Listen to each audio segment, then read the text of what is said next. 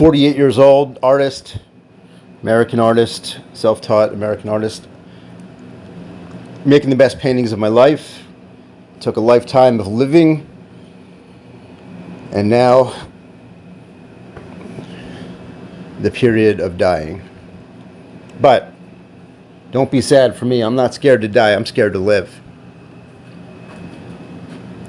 I'm making these paintings as if I'm dying. I'm making these paintings as if they're the last paintings I'm ever going to make, as if they're the last paintings I'm ever going to see.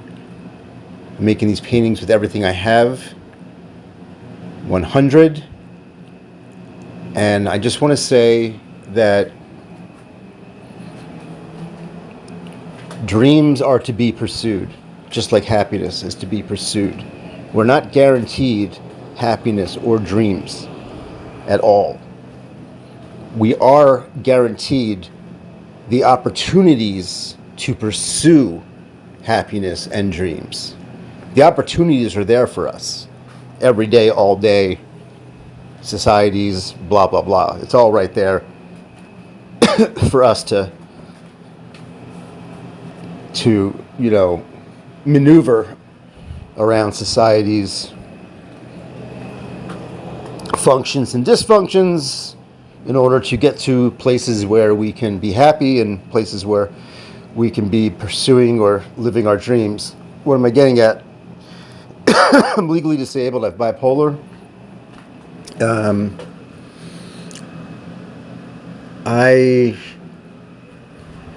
I was lucky enough to do something similar to this. 2009, I was in a townhouse in Fort Lauderdale, and I was secluded in that townhouse for a couple years. I wrote a book. I recorded a book about my experiences with mental illness and making experimental paintings for the first time on canvas.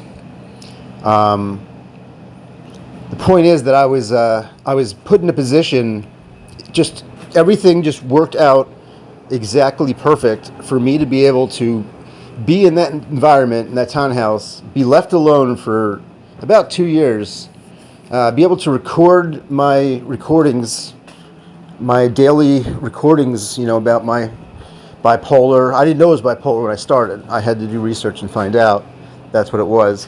And then I ended up getting approved a few years later in 2012, coming out of the mental institution twice. I got approved for disability in Florida for bipolar, and then, but so I really absorbed that the creative spirit and the aloneness and everything that I was part of in 2009 in the townhouse. I completely 100% absorbed it, lived it,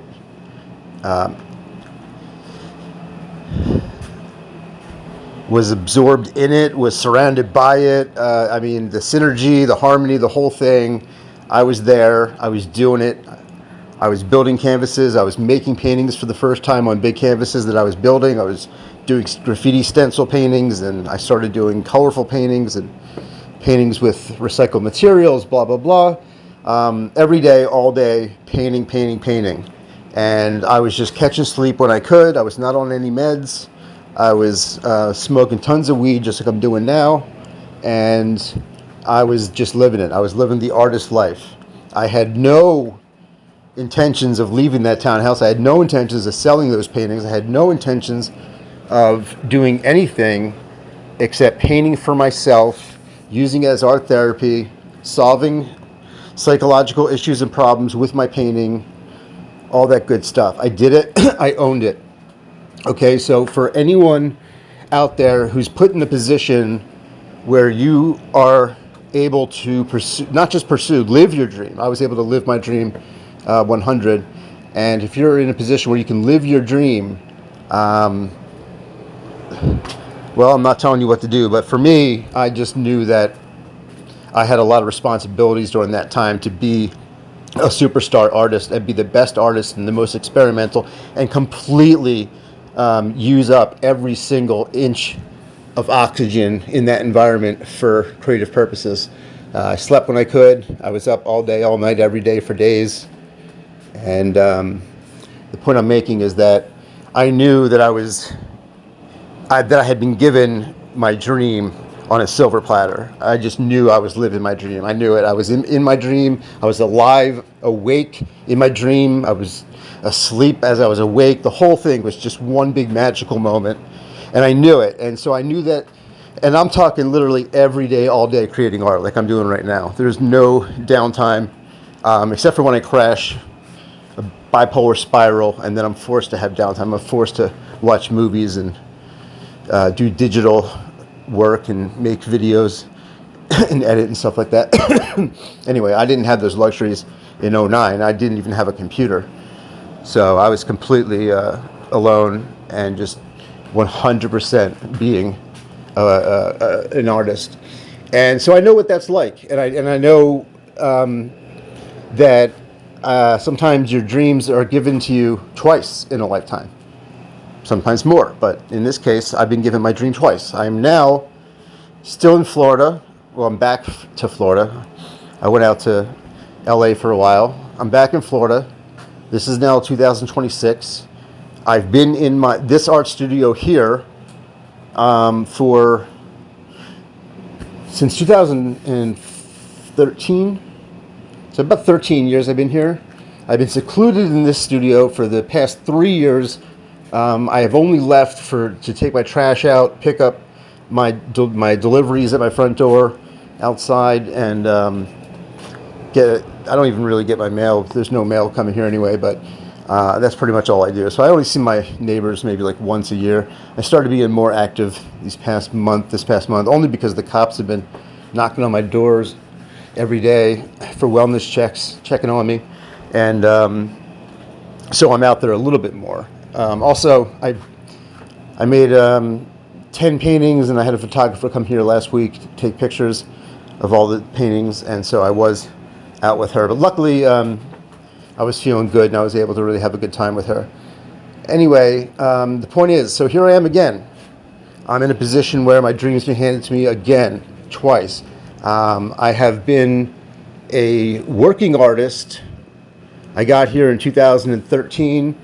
Until 2020, I was a working artist here, selling commission paintings online, word of mouth, on apps and stuff, and all that good stuff. So I was stretching canvas, making canvases, taking orders, custom orders, 3-footers, all the way up to 7-footers. And anyway, but that's great. It's fine. I was doing graffiti around town too, which I might do. There's about 3 grocery carts out there, and I want to paint them gold spray paint. I have gold. I'll get more. I want to paint them gold and put them back out there. I haven't done a graffiti or street project or piece since 2020. Anyway, the point is, here I am painting, creating every day, all day. When the cops aren't here, I'm able to focus and really get into it and, really fucking dig my teeth into it. And again, I'm not taking for granted or taking advantage of any moment that passes. I am working 24/7 here. I haven't slept last night. I'm sleeping whenever I can. I don't even know what time it is anymore. I literally have no reason to know the time. I don't care. Light comes in, it's dark, it doesn't matter to me. I'm not even paying attention. I'm so absorbed in the creative process. I have a TV, a flatty that's always on. It's on mute, but it's always on in the background. And what am I trying to say? I'm trying to say that I'm just, right now I'm making the biggest paintings of my life. I just finished a 10-footer. That's my first 10-footer. And now I'm working on a 5-footer. I just finished a 7-footer. What I'm saying is that I've been given a gift. I'm not talking about my gift of being creative, blah, blah, blah, blah. That's not what I'm talking about. I'm talking about I've been given a gift to be able to paint every day. This is some artist's dream and goal, and I have the ability to do it because of my bipolar. I was also left a trust fund, which pretty much pays for everything. And so Food comes to my door. Everything comes to my door. Paint, canvases, Home Depot supplies, everything comes to my door. But what I'm saying is that I understand how this all works in the grand scheme of things. One dream come true in Fort Lauderdale in '09, dream come true part 2.0 now, and I'm not shying away from it. I'm not even just going with it. I am attacking this creativity. I am being bold. I'm being brave. I'm making paintings, 3D paintings. What I mean is like construction. I'm doing construction and attaching canvases onto canvases and a whole bunch of cool stuff with recycled materials and 3D materials. That's always been my favorite thing to do. But anyway, I'm pushing these things, man. I'm not just painting lame ass flowers or nature.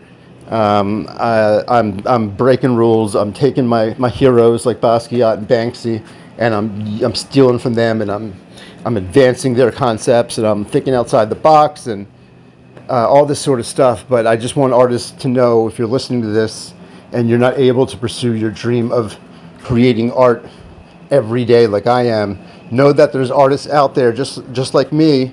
There's others who have been just lucky. That's all it is luck. It's just moments of my life all led up to this moment for me to be able to be in this position where I can paint 24/7. I don't have to paint for galleries. I don't have to paint for clients anymore. No one's telling me what to do. I'm not fulfilling orders. I'm not making paintings because I think they'll sell. I'm not making paintings because I think galleries and museums will want to put them in their spaces. I'm making paintings for myself, just having fun, enjoying the creative process. I'm doing things more difficult than I need to on purpose.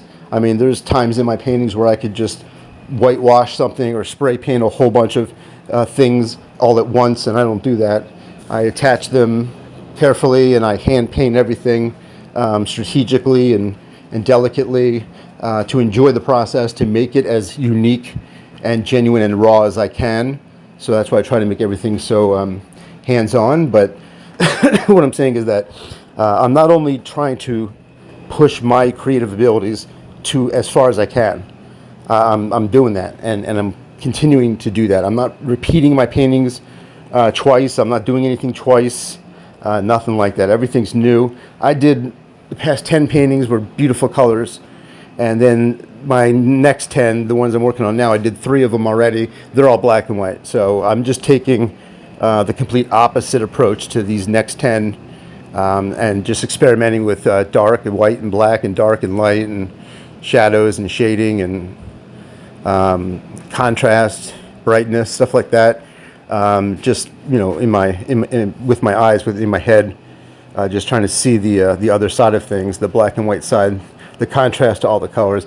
I don't know. I didn't really set out to do this. This is just what happened.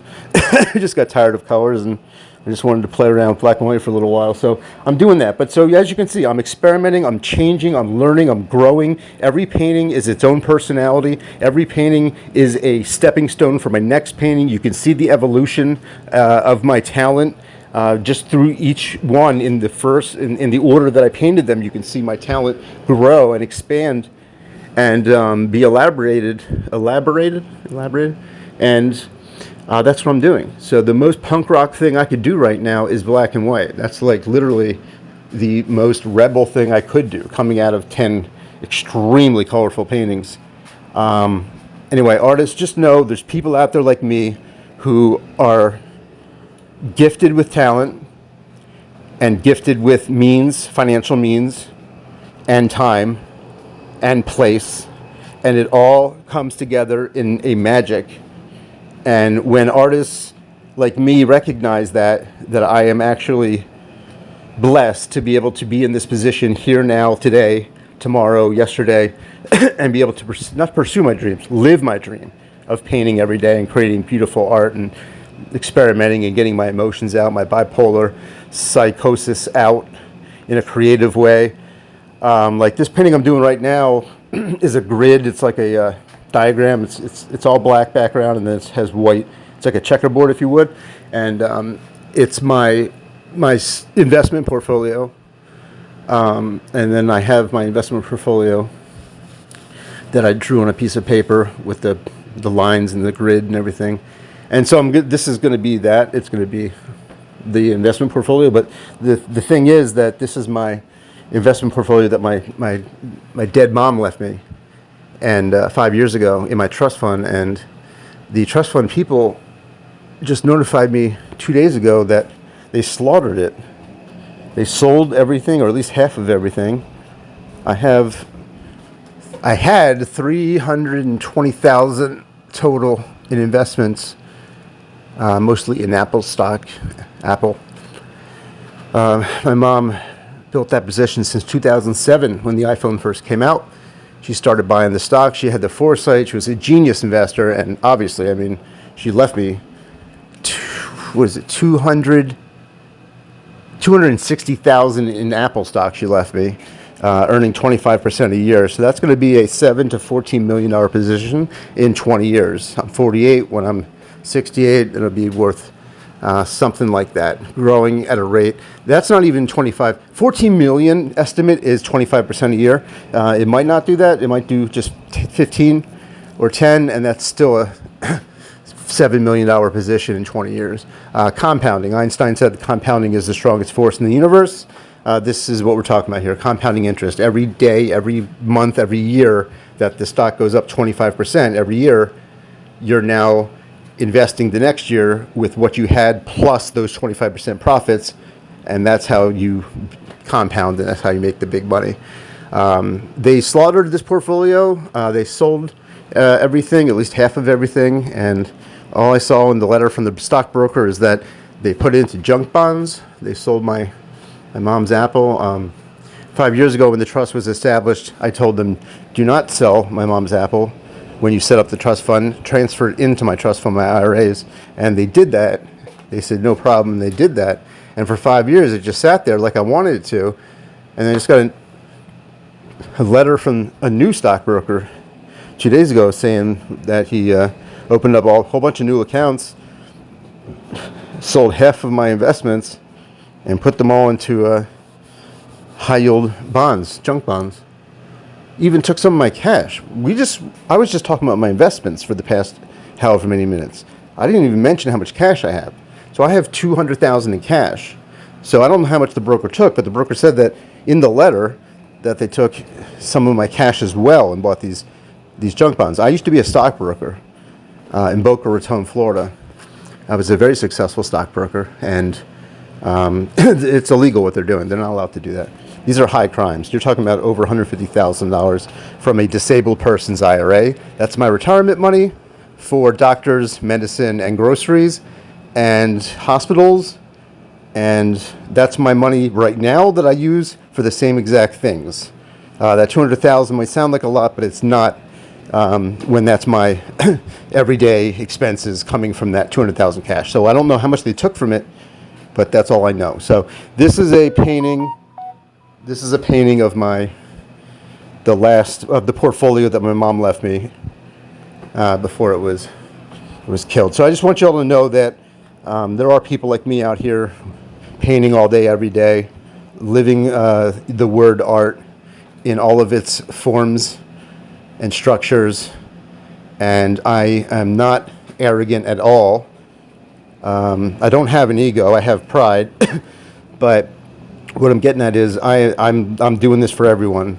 I'm doing it for all you artists that can't do it. I'm doing this for all the artists that are trying to do it. I'm doing it for all the artists who have the same situation as me, but they're not taking advantage of it for whatever reason. Maybe they don't have the talent. Maybe they don't have the abilities. They don't have the means. They don't have the physicality. Whatever it is, some people can't do it, even if they have the means like me. So I'm not trying to sound like a rich asshole. I'm not a rich asshole at all. I just got very lucky. Trust me, I'd rather have my mom back than all of this money just for one moment to be able to tell her I love her.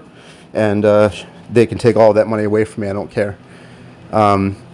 But I just want everyone to know that I'm not over here taking this for granted, taking advantage of my lucky charm. I'm living it for everyone that can't. I'm in the moment. I'm in every moment. There's not much more I can say other than You know, I'm doing this obviously for myself. I'm doing this for everyone else who can't do it. And I don't tell people what to do, so I'm not going to say what you should be doing if you're in my position too. But this is just what I'm doing. This is what I have to do. That's what I want to do. This is what I'm doing. I have a gift. I've been given a gift. Not just my talent. I've been given a gift to be able to paint and to use my talent. So that's actually what the gift is. Not just that I have a talent. I've been given a gift to be able to use my talent. Whereas many people, many people in the world can't use their talents, can't use their creative abilities. Maybe the village you live in, there's no means, you know, or where you're living is too small, and you know you can't create art in that small place. Maybe you're sleeping on a couch somewhere, and you can't create art in someone's living room. You know, stuff like that. I understand how it goes. I mean, I've had plenty of couch surfing times where I'm not painting, so I was just writing poems instead. So I'm usually always doing something creative, no matter what it is. Like I said, even on my down days, I'm still making digital art and videos. But anyway, I'm sure you're sick of my voice as much as I am, but I just want everyone to know I love you all the same. I love everybody and everything on the planet equal. And I am no better than anyone. I am just a lucky motherfucker who got left a lot of money from a dead mom, and time and space has met that with magic, and I'm just like a fucking magician over here. I'm not even thinking about anything. I'm just painting, just creating, just going, pushing, just rocking it out with my cock in it out. Peace.